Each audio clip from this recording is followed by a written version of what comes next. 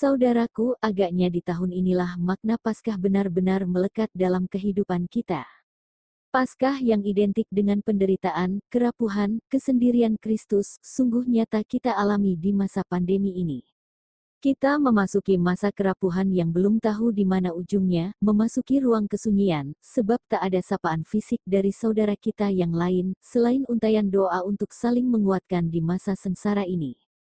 Jika kita hari ini memasuki Minggu Paskah ketiga setelah masa sengsara berlalu, bukankah ini menjadi berita yang baik bagi kita? Tak ada kesedihan, penderitaan, kesendirian, kerapuhan yang tak memiliki ujung. Maka, masa-masa berat ini pun akan kita lalui. Sementara ini, berjalanlah terus mencari kehendak Tuhan, meskipun terseok. Pelankan ritme langkah jika memang harus demi menemukan Dia. Kiranya, selubung kepedihan dalam pikiran kita boleh tersibak dalam perjumpaan kita bersama Dia yang menemani perjalanan kita. Mari bersama menyanyikan Kidung Jemaat 405 bait 1 dan 2 dengan judul Kaulah ya Tuhan, Surya Hidupku.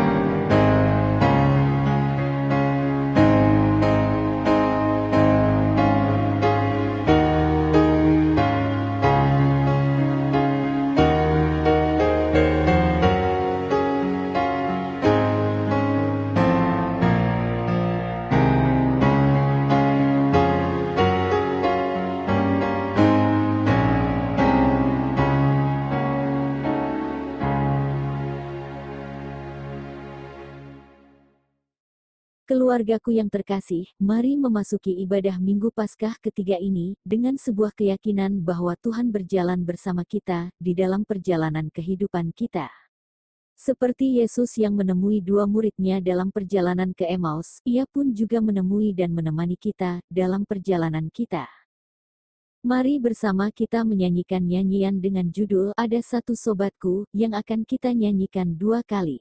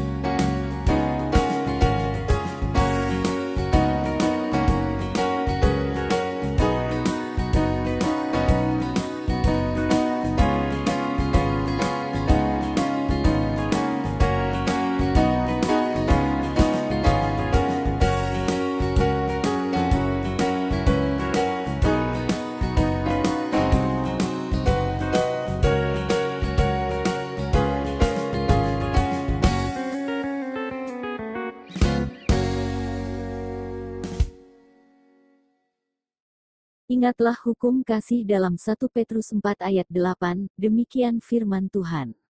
Tetapi yang terutama, kasihilah sungguh-sungguh seorang akan yang lain, sebab kasih menutupi banyak sekali dosa. Mungkin kita bertanya, mengapa saya masih bisa memaafkan seseorang meskipun dia berulang kali menyakiti saya? Semua itu karena kasih. Kasihlah yang membuat kita selalu menyediakan ampun bagi mereka yang menyakiti kita. Maka, mari merawat kasih dalam kehidupan ini, agar kita dimampukan untuk menganugerahkan pengampunan bagi mereka yang menyakiti. Ya Tuhan, tak terbilang, sudah berapa banyak kami menyakitimu, dan berulang kali pula Engkau masih mengampuni kami yang berdosa ini. Mampukan kami menyadari, bahwa kami ini pun orang berdosa yang Engkau ampuni sebab kasih-Mu yang besar bagi kami. Mampukan kami memandang orang lain yang menyakiti kami, seperti Engkau memandang kami yang berdosa namun terus mengampuni kami dengan kasih tiada henti. Tolonglah kami untuk mampu melepaskan pengampunan. Dalam Kristus kami memohon. Amin. Kita meyakini Tuhan yang murah hati telah memberikan pengampunan bagi kita, sebagaimana firman-Nya dalam 1 Petrus 1 ayat 18 sampai ayat 19, demikian firman Tuhan. Sebab kamu tahu, bahwa kamu telah ditebus dari cara hidupmu yang sia-sia, yang kamu warisi dari nenek moyangmu itu, bukan dengan barang yang fana, bukan pula dengan perak atau emas, melainkan dengan darah yang mahal, yaitu darah Kristus, yang sama seperti darah anak domba yang tak bernoda dan tak bercacat. Kiranya anugerah pengampunan Allah nyata atas kita, di dalam nama Bapa, Anak dan Roh Kudus. Amin. Amin. Syukur kepada Allah. Mari bersama menyanyikan Kidung Jemaat 3 bait 1 dan 2 dengan judul, Kami Puji dengan Riang.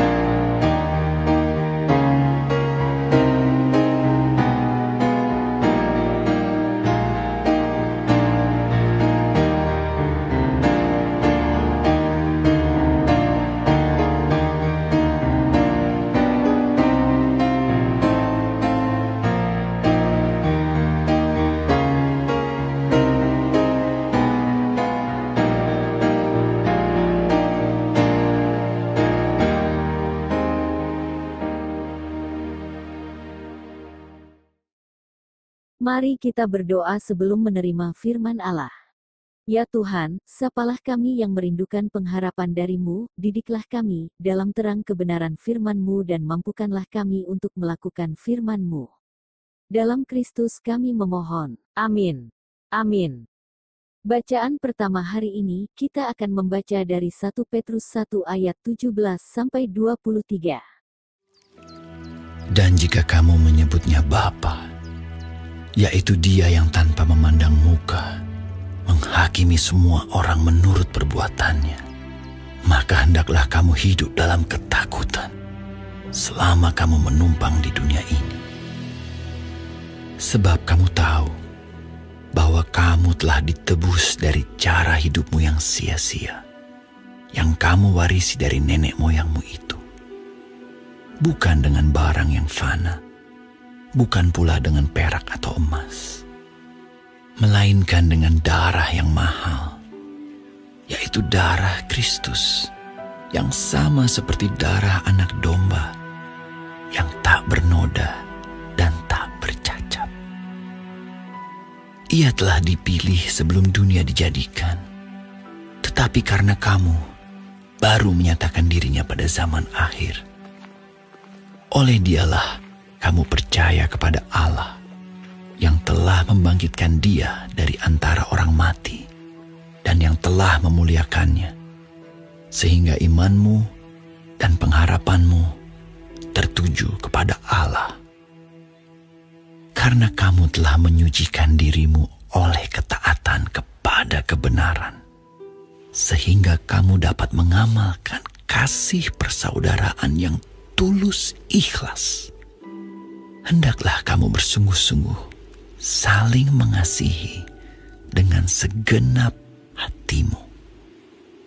Karena kamu telah dilahirkan kembali, bukan dari benih yang fana, tetapi dari benih yang tidak fana, oleh firman Allah yang hidup dan yang kekal. Bacaan Injil hari ini kita akan membaca dari Lukas 24 ayat 13 sampai ayat 35. Pada hari itu juga 2 orang dari murid-murid Yesus pergi ke sebuah kampung bernama Emmaus yang terletak kira-kira 7 mil jauhnya dari Yerusalem, dan mereka bercakap-cakap tentang segala sesuatu yang telah terjadi. Ketika mereka sedang bercakap-cakap dan bertukar pikiran, datanglah Yesus sendiri mendekati mereka, lalu berjalan bersama-sama dengan mereka. Tetapi ada sesuatu yang menghalangi mata mereka, sehingga mereka tidak dapat mengenal Dia. Yesus berkata kepada mereka, "Apakah yang kamu percakapkan sementara kamu berjalan?" Maka berhentilah mereka dengan muka muram. Seorang dari mereka, namanya Kleopas, menjawabnya, "Adakah engkau satu-satunya orang asing di Yerusalem yang tidak tahu apa yang terjadi di situ pada hari-hari belakangan ini?" Katanya kepada mereka. "Apakah itu?" Jawab mereka, "Apa yang terjadi dengan Yesus, orang Nazaret? Dia adalah seorang nabi yang berkuasa dalam pekerjaan dan perkataan di hadapan Allah dan di depan seluruh bangsa kami. Tetapi imam-imam kepala dan pemimpin-pemimpin kami telah menyerahkan Dia untuk dihukum mati, dan mereka telah menyalibkannya. Padahal kami dahulu mengharapkan bahwa Dialah yang datang untuk membebaskan bangsa Israel. Tetapi sementara itu telah lewat 3 hari sejak semuanya itu terjadi. Tetapi beberapa perempuan dari kalangan kami telah mengejutkan kami. Pagi-pagi buta mereka telah pergi ke kubur dan tidak menemukan mayatnya. Lalu mereka datang dengan berita bahwa telah kelihatan kepada mereka malaikat-malaikat yang mengatakan bahwa Ia hidup. Dan beberapa teman kami telah pergi ke kubur itu dan mendapati bahwa memang benar yang dikatakan perempuan-perempuan itu, tetapi Dia tidak mereka lihat." Lalu Ia berkata kepada mereka, "Hai kamu orang bodoh, betapa lambannya hatimu, sehingga kamu tidak percaya segala sesuatu yang telah dikatakan para nabi. Bukankah Mesias harus menderita semuanya itu untuk masuk ke dalam kemuliaannya?" Lalu Ia menjelaskan kepada mereka apa yang tertulis tentang Dia dalam seluruh kitab suci, mulai dari kitab-kitab Musa dan segala kitab nabi-nabi. Mereka mendekati kampung yang mereka tuju, lalu Ia berbuat seolah-olah hendak meneruskan perjalanannya. Tetapi mereka sangat mendesaknya. Katanya, "Tinggallah bersama-sama dengan kami, sebab hari telah menjelang malam dan matahari hampir terbenam." Lalu masuklah Ia untuk tinggal bersama-sama dengan mereka. Waktu Ia duduk makan dengan mereka, Ia mengambil roti, mengucap berkat, lalu memecah-mecahkannya dan memberikannya kepada mereka. Ketika itu terbukalah mata mereka dan mereka pun mengenal Dia, tetapi Ia lenyap dari tengah-tengah mereka. Kata mereka seorang kepada yang lain, Bukankah hati kita berkobar-kobar ketika Ia berbicara dengan kita di tengah jalan dan ketika Ia menerangkan kitab suci kepada kita? Lalu bangunlah mereka dan terus kembali ke Yerusalem. Di situ mereka mendapati ke-11 murid itu. Mereka sedang berkumpul bersama-sama dengan teman-teman mereka. Kata mereka itu, "Sesungguhnya Tuhan telah bangkit dan telah menampakkan diri kepada Simon." Lalu kedua orang itu pun menceritakan apa yang terjadi di tengah jalan dan bagaimana mereka mengenal dia pada waktu ia memecah-mecahkan roti. Berbahagialah setiap orang yang mendengarkan firman Allah dan yang melakukannya. Haleluya!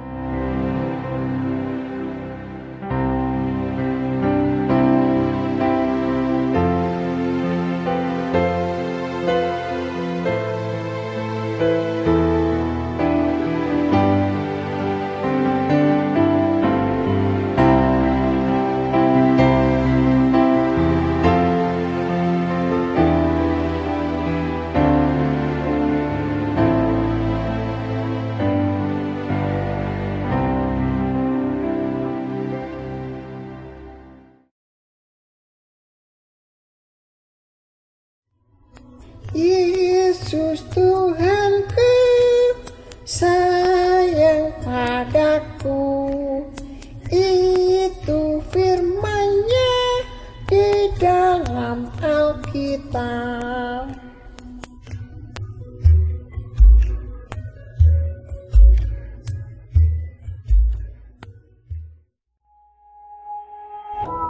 Cerita penuh kejutan. Dua orang berjalan beriringan, berdiskusi sambil garuk-garuk kepala tentang suatu hal besar yang baru saja terjadi. Saat jalan dari Yerusalem ke Emmaus, tadinya berdua jadi bertiga ketika ada seorang berkata, Hai, katanya, kalian berdiskusi sambil garuk-garuk kepala, apa ada hal besar telah terjadi? Kau belum dengar yang baru saja terjadi? Seluruh Yerusalem garuk-garuk kepala. Saya ketinggalan berita apa? Tanyanya. Saya ingin tahu, tolong ceritakan. Ini tentang seorang bernama Yesus. Kami kira dia datang untuk selamatkan anak Tuhan dan kalahkan bangsa Romawi. Dia lakukan dan katakan banyak hal keren. Dia dari tempat yang namanya Nazaret. Dia ceritakan kisah-kisah hebat dan sembuhkan yang sakit. Dia tahu nama orang-orang dan apa yang ubah mereka. Ingat pernikahan itu, dia ubah air menjadi anggur, menghidupkan lagi temannya dan dia sehat-sehat saja. Dia suka berbagi dan peduli. Tanya saja ke muridnya Petrus. Dia berjalan di atas air hanya dengan kakinya. Dia berkata, angin ribut dan jadi tenang. Dia lakukan mukjizat dengan roti dan ribuan orang jadi kenyang. Selain semuanya itu, khotbahnya di atas bukit ada banyak cerita yang keren dan brilian. Aku tidak dapat percaya, sungguh merasa kehilangan. Ada orang luar biasa, tapi disalibkan. Disalib itu dia mati. Aku sungguh sangat sedih. 3 hari berlalu, tapi rasanya seperti lebih dari 70 hari karena kami dengar kubur telah kosong. Benarkah kamu dengar aku? Mayatnya hilang. Siapa yang ambil mayatnya? Dia tidak pernah bersalah. Kalian sepertinya bingung dan tidak paham. Saya akan jelaskan yang tertulis dalam kitab. Ini semua karena rencananya sejak semula, karena Yesus mengasihimu dan dengan sepenuh hatinya. Dia mati di kayu salib, tapi bangkit dari kubur. Dia kembali hidup, supaya kamu hidup juga. Sepanjang mereka berjalan, masih saja garuk-garuk kepala. 2 orang berhenti, tapi orang ketiga tetap jalan. Hai, tolong jangan pergi, kata kedua orang itu. Matahari sudah terbenam, mengapa tidak menginap saja?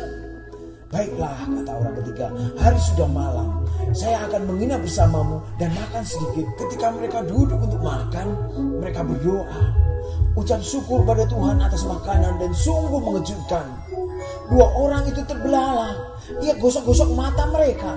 Dia Yesus, tidak mati, tapi sungguh hidup.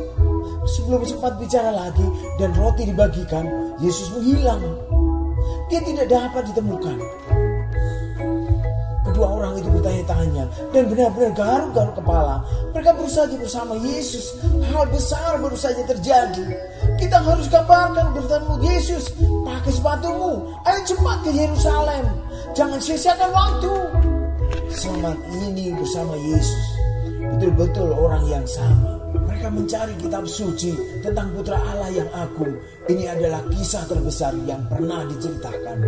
Cerita tentang kebangkitan Yesus tidak akan pernah usang. 2 orang yang bertemu Yesus benar-benar terkejut. Mereka membagikan cerita dan kita masih ceritakan sampai sekarang.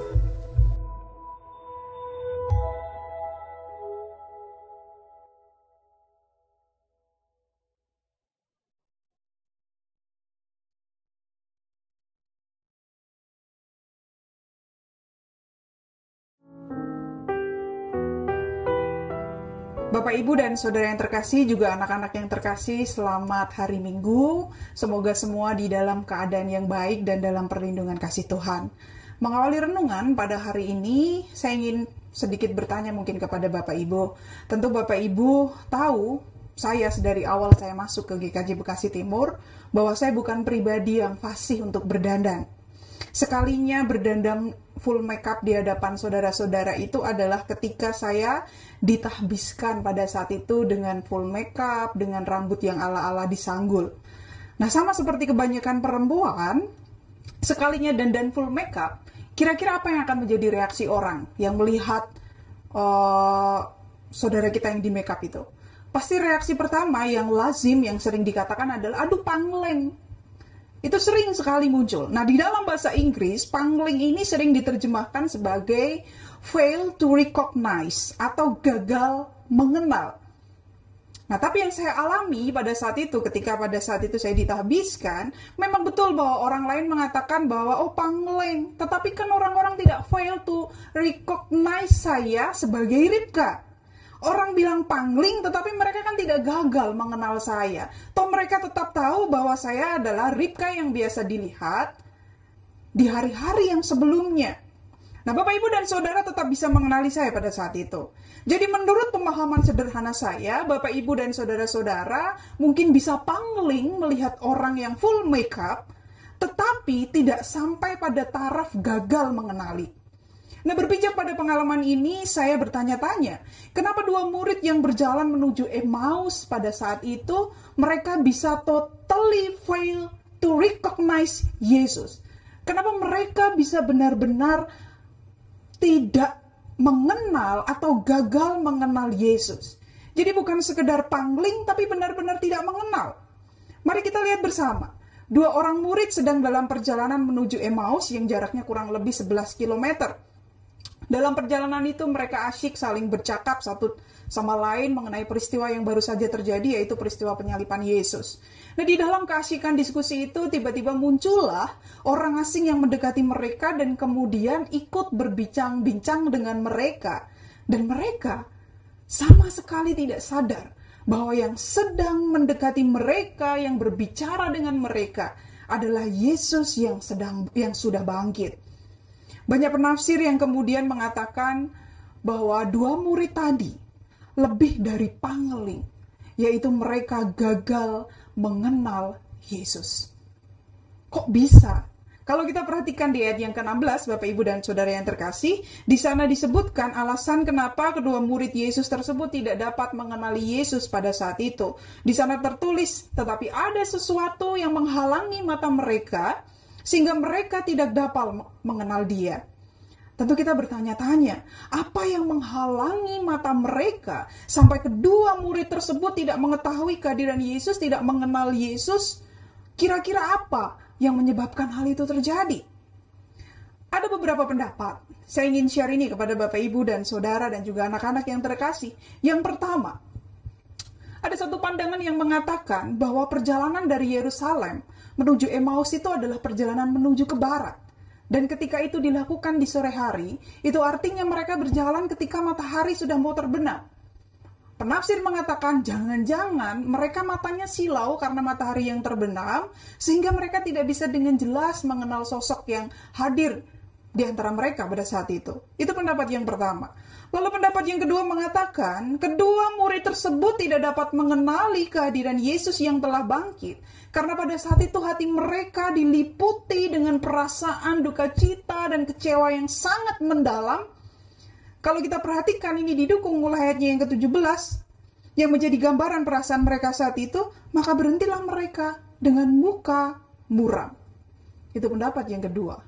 Lalu pendapat yang ketiga mengatakan, bahwa Yesus hadir dalam bentuk tubuh kebangkitannya, sehingga bukan sekedar pangling lagi mereka sampai gagal mengenali Yesus. Nah, saya sendiri berpikir, Bapak, Ibu, dan Saudara yang terkasih, bahwa ketiga pendapat itu semuanya masuk di akal. Silau, karena cahaya matahari menyilaukan mereka, saking sedihnya begitu sampai mereka kehilangan rasa pengenalan mereka kepada Tuhan, dan tentu mungkin tubuh Yesus, kebangkitan Yesus memang mungkin berbeda. Tapi tentu kita menjadi bertanya-tanya kembali, bukankah sebenarnya para murid bisa mengenal Yesus melalui suaranya? Atau bahkan nuansa atau suasana kehadiran yang lekat dengan seseorang tersebut. Sebagai contohnya begini maksudnya Bapak Ibu nggih. Ada si A, orang A. Orang ini orangnya adem, kalem, tenang. Jadi dalam situasi tertentu kalau si A ini datang, nggak tahu, hawa-hawanya tuh jadinya tenang saja. Lalu ada tipe B. Si B ini kita kenal sebagai orang yang lucu, yang rame. Jadi ketika dia datang, dia hadir dalam sebuah situasi, mungkin hawa-hawanya menjadi asik, menjadi rame, menjadi menyenangkan. Lalu ada orang C, yang orangnya kita kenal sebagai orang yang negatif. Hawa-hawanya kalau ada dia ini, jadi menjadi tidak nyaman, menjadi kurang menyenangkan. Maka, jika memang dua murid itu gagal mengenal Yesus secara fisik, apakah mereka tidak mungkin mengenali suaranya atau nuansa atau tadi yang saya sebut sebagai hawa-hawa yang melekat pada diri seseorang? Nah, lalu kenapa dong? Mari kita perhatikan Lukas 24 ayat 16 yang tadi sudah saya katakan. Tetapi ada sesuatu yang menghalangi mata mereka sehingga mereka tidak dapat mengenal Dia. Jadi Bapak Ibu dan Saudara yang terkasih, perihal mata yang tidak mampu melihat, keliru melihat, ini sebenarnya sudah menjadi topik yang sering sekali muncul di dalam bacaan-bacaan Alkitab. Contohnya, saya ingin membagikan beberapa ayat cross teks sedikit di Markus 8 ayat 18, di sana dituliskan, kamu mempunyai mata, tidakkah kamu melihat? Masih di dalam Markus 8 itu diikuti dengan kisah Yesus menyembuhkan orang buta di Betsaida. Di sana dikisahkan Yesus sampai 2 kali menyembuhkan. Di penyembuhan yang pertama, Yesus bertanya, apa yang kamu lihat? Lalu orang buta itu mengatakan, aku melihat orang, tapi kok kayak pohon ya? Baru setelah itu Yesus menyembuhkan kedua kalinya, baru ketika disembuhkan kedua kali itulah orang tersebut yang buta tadi akhirnya bisa melihat dengan jelas. Kenapa Yesus sampai harus 2 kali menyembuhkan mata yang buta? Tentu bukan karena dia kurang sakti, tetapi memang karena ada yang mau ditunjukkan oleh penulis Injil Markus. Si buta ini menjadi gambaran para murid dan orang-orang yang mengikuti Yesus pada saat itu. Mereka melihat Yesus, tetapi pengenalan mereka akan Yesus itu kurang tepat. Ada yang keliru dengan mata mereka, ada yang keliru dengan cara mereka melihat Yesus. Dan berpijak dari kisah-kisah itu, saya rasa alasan mengapa para murid gagal untuk mengenal Yesus yang berjalan bersama dengan mereka adalah karena masalah penglihatan. Masalah mata rohaninya, mereka mengalami kebutaan rohani. Jadi meskipun para nabi telah banyak menceritakan mengenai penderitaan yang akan dialami oleh Yesus, tapi ketika Yesus bangkit, mereka tidak mampu menghubungkannya, begitu loh. Kalau kita perhatikan juga di Markus itu, Yesus berapa kali berkisah mengenai penderitaan-penderitaan yang akan dialami. Tapi begitu itu terjadi, para murid tidak mampu menghubungkan cerita itu. Bapak, Ibu, dan Saudara yang terkasih, mungkin saja orang-orang berpikir harusnya kan Yesus itu begini. Harusnya Yesus membawa kemenangan. Harusnya kan dia mengalahkan Romawi. Harusnya kan dia melepaskan kami dari bangsa Romawi dan memberikan kami kelegaan. Jadi kemenangan versi murid dengan kemenangan yang dibawa Yesus itu tidak sinkron. Dan itulah yang menutup mereka, menyelubungi pikiran mereka, menutup mata rohani mereka, dan terjadilah kebutaan rohani itu tadi. Dan apa yang dilakukan Yesus dalam situasi ini? Terhadap kedegilan hati dan pikiran murid-muridnya, Yesus menegur mereka dengan keras. Hai orang bodoh, betapa lambannya hatimu sehingga kamu tidak percaya segala sesuatu yang telah dikatakan para nabi. Bukankah Mesias harus menderita semuanya itu untuk masuk ke dalam kemuliaan? Nah, ini juga unik Bapak, Ibu, dan Saudara yang terkasih dan juga anak-anak yang dikasih oleh Tuhan. Coba Saudara bayangkan, Saudara sedang asyik berbicara, lalu tiba-tiba ada orang asing yang datang, mengatai Saudara sebagai orang bodoh. Apa respon pertama selain marah? Tentu Saudara akan menengok kan, siapa tadi yang bilang seperti itu? Dan Saudara akan perhatikan baik-baik wajah itu orang. Berani-beraninya kamu ngatain aku bodoh, kenal juga kagak kan begitu. Tetapi meskipun sudah ditegur begitu, kedua murid Yesus tersebut tetap tidak menyadari bahwa orang asing yang sedang menegur dan berbicara dengan mereka adalah Yesus. Parah nih Bapak Ibu dan Saudara yang terkasih. Itu artinya selubung yang menghalangi mata batin, mata rohani, pikiran mereka itu sudah sedemikian tebalnya. Dan inilah yang sering terjadi di dalam kehidupan kita. Setelah saya renung-renungkan, kadangkala kehidupan kita juga demikian kok. Dalam perjalanan ke Emmaus, Yesus mengajar 2 murid, tapi mereka tetap tidak mengenal Yesus. Mata rohani mereka buta, pikiran mereka diselubungi kehendak mereka sendiri. Bukankah ini mirip dengan kehidupan perjalanan kita sehari-hari? Kita ini kan sedang berjalan dalam kehidupan ini. Sebuah perjalanan yang kadang mudah, tapi seringnya juga tidak mudah. Yang kadang ringan, tapi juga seringnya itu tidak gampang begitu loh untuk dijalani. Kita berteriak, kita mengeluh kepada Tuhan. Kenapa Tuhan tidak tolong saya? Kenapa Tuhan tidak menemani saya? Tapi yakinkah saudara bahwa Yesus tidak hadir? Yakinkah saudara bahwa Yesus tidak sedang berjalan bersama saudara seperti Yesus yang mendampingi 2 orang yang menuju Emmaus tadi? Atau sesungguhnya seperti 2 murid tadi yang fail to recognize, yang gagal mengenal Yesus, kita sebenarnya juga gagal mengenali kehadiran Dia di sepanjang perjalanan kita. Seperti para murid yang sudah mendengar ajaran nabi-nabi, tapi begitu pemenuhannya terjadi dalam diri Yesus, mereka gagal menghubungkannya. Bukankah kita juga dijanjikan penyertaan, pemeliharaan, tetapi begitu penderitaan itu muncul sebagai salah satu cara untuk memenuhi janji penyertaan dan pemeliharaan Tuhan, kita gagal menghubungkan itu, bahkan kemudian menolaknya sebagai sesuatu yang jahat yang seharusnya tidak kita alami. Ataukah sama seperti pikiran orang-orang saat itu? Yesus harusnya kan bisa menjadi Mesias yang mengalahkan Romawi dengan cara yang luar biasa. Sehingga kemudian dalam kaitannya dengan perjuangan atau perjalanan kehidupan kita yang berat ini, maka kita menjadi berpikir, Dia kan seharusnya juga bisa memberikan aku mukjizat yang menggelegar. Dan dengan demikian, oh saya baru tahu itu pekerjaan Tuhan. Ya itu kan pemikiran kita. Itu kan idealnya yang kita inginkan, keinginan kita. Seperti para murid tadi yang juga punya idealisme mereka, kehendak mereka sendiri. Tapi kalau itu yang kita pegang kuat-kuat, maka mata rohani kita, pikiran kita akan diselubungi kehendak kita sendiri. Dan bahkan kalaupun Yesus hadir dengan caranya dan bukan dengan cara kita, maka kita menjadi kesulitan untuk mengenal Dia. Bapak, Ibu, dan Saudara yang terkasih, bagaimana jika ternyata Yesus itu hadir dalam perjalanan kita sebagai orang-orang yang kondisinya juga buruk? Bagaimana jika ternyata Yesus itu sudah hadir dalam perjalanan saudara dan saya melalui saudara-saudara yang hadir dan menguatkan, menolong, dan mendoakan kita? Jangan-jangan Yesus datang menemani kita dalam perjalanan kehidupan kita itu dalam rupa-rupa yang demikian. Tapi kita menolaknya sebab kita terlalu asyik dengan pikiran saya sendiri, dengan pikiran kita sendiri, dengan pikiran saudara-saudara sendiri. Jangan-jangan itulah Yesus, tetapi kita yang tidak mengenali kehadirannya. Karena Yesus yang saya tahu bukan seperti itu. Seharusnya kalau Dia Tuhan, Dia lakukan yang luar biasa, Dia berikan mukjizat yang luar biasa. Atau bagaimana jika Yesus ternyata datang dalam rupa orang asing? Apakah kita akan mengenali Dia?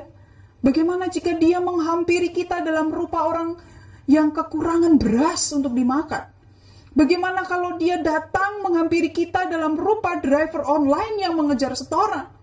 Bagaimana kalau Dia rupanya menghampiri kita sebagai orang asing dalam diri buruh-buruh yang dirumahkan? Apakah kita akan mengenal Dia kah ataukah tidak? Ataukah kita akan menganggap mereka sebagai orang asing? Pertanyaan saya berpijak pada bagian Matius yang lain. Sebab ketika aku lapar, kamu memberi aku makan. Ketika aku haus, kamu memberi aku minum. Ketika aku orang asing, kamu memberi aku tumpangan. Ketika aku telanjang, kamu memberi aku pakaian. Ketika aku sakit, kamu melawat aku. Ketika aku di dalam penjara, kamu mengunjungi aku. Jangan-jangan Yesus hadir dalam segala perjalanan kehidupan kita dalam rupa-rupa orang yang menolong kita, yang mendoakan kita. Tapi jangan-jangan juga Dia hadir dalam rupa orang-orang yang membutuhkan pertolongan kita. Maka apa yang harus kita lakukan dalam menghadapi itu? Nah, Bapak Ibu, saya ingin mengajak Bapak Ibu untuk memperhatikan di ayat 30-31, singkat cerita, mata rohani kedua murid Yesus itu baru tersingkapkan saat mereka bersama makan bersama dengan Yesus, mereka makan roti. Kenapa? Apakah karena mereka kemudian mengingat perjamuan terakhir ketika Yesus sebelum ditangkap? Wih, kok persis ya? Ini kan dulu pernah aku lakukan. Jangan-jangan dia ini Yesus. Jangan-jangan benar dia itu bangkit. Bisa jadi. Tapi saya ingin sedikit mengajak untuk agak mundur ke belakang, Bapak Ibu. Bukankah undangan untuk makan bersama adalah bentuk keramahan?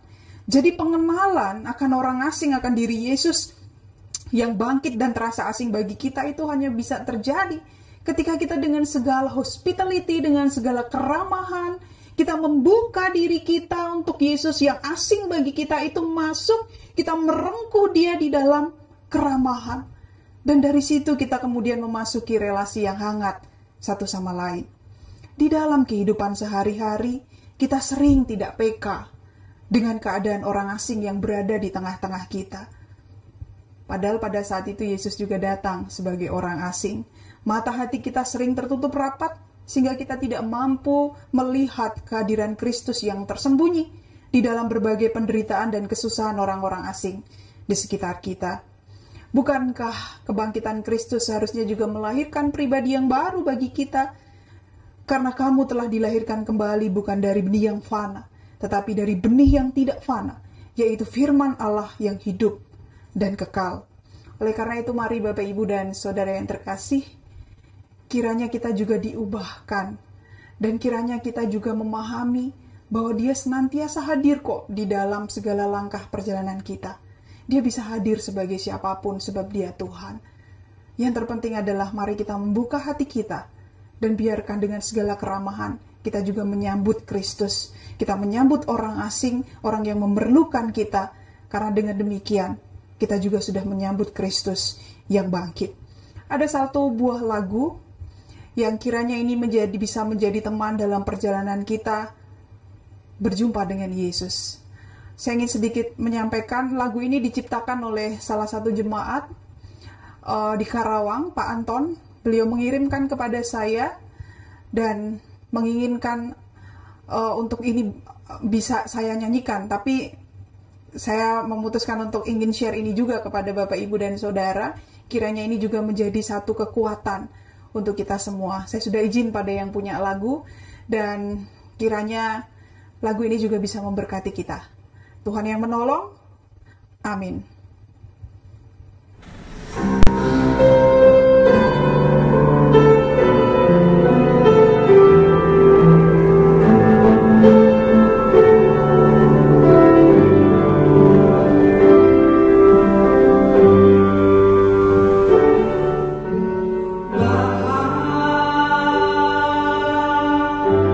Ku berserah hanya kepadamu.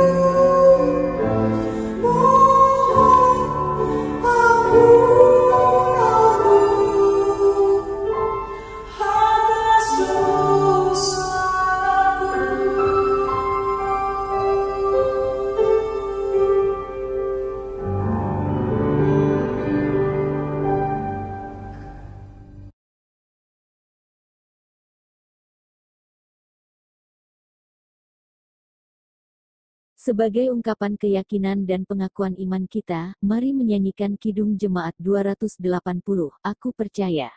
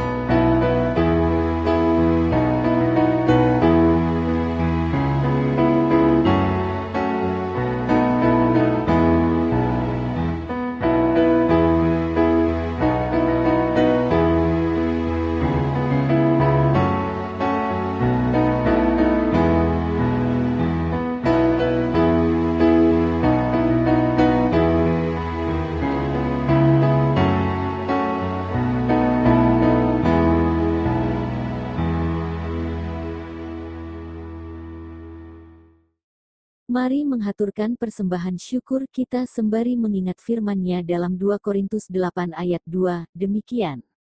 Selagi dicobai dengan berat dalam pelbagai penderitaan, sukacita mereka meluap, dan meskipun mereka sangat miskin, namun mereka sangat kaya dalam kemurahan. Mari kita menghimpun persembahan kita ke dalam amplop ini, dan menyanyikan juga nyanyian persembahan kita dengan judul Betapa Hatiku, yang akan kita nyanyikan 2 kali.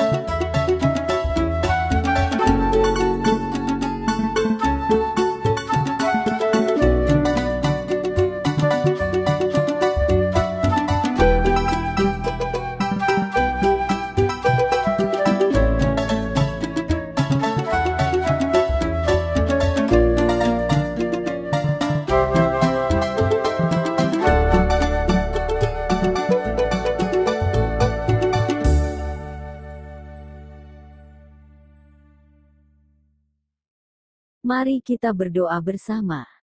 Tuhan, inilah persembahan kami. Kiranya Engkau berkenan menerima persembahan kami. Pakailah hidup kami sebagai alat-Mu untuk mewartakan berkat-Mu dalam kehidupan sesama kami. Sehingga orang lain pun juga merasakan kebaikan Tuhan melalui kami. Saat ini pula, kami berdoa memohon pengasihan Tuhan atas setiap bangsa yang berjuang mengatasi pandemi, dan tentu juga mengakibatkan kehidupan ekonominya terkoyak dan berdampak pada setiap lini kehidupan masyarakatnya.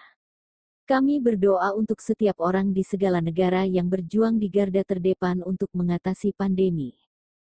Berkatilah tenaga medis, berkatilah keluarga mereka dengan ketenangan batin, limpahilah kekuatan bagi setiap pasien yang dirawat ataupun mereka yang melakukan karantina secara mandiri. Mampukan kami untuk ambil bagian dalam menopang mereka yang kesusahan, dan keyakinan bahwa dengan memberi kami tak akan kekurangan. Doa kami ini, kami akhiri dengan menyanyikan doa Bapa kami.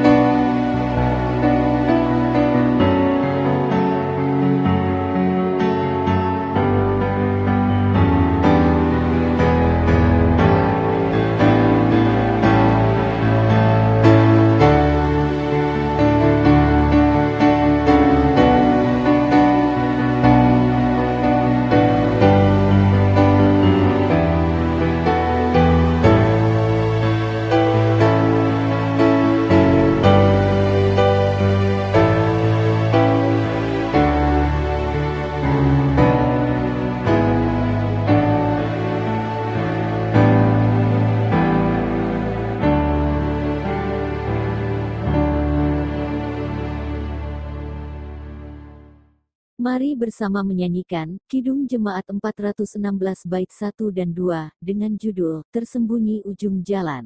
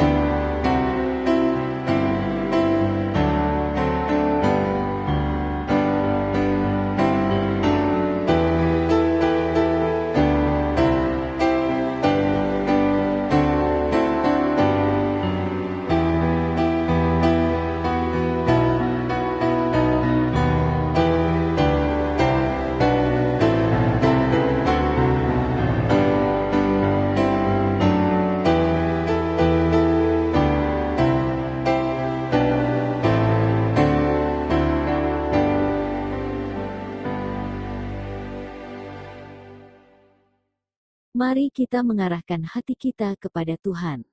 Hati kita terarah kepada Tuhan. Terimalah berkat-Nya.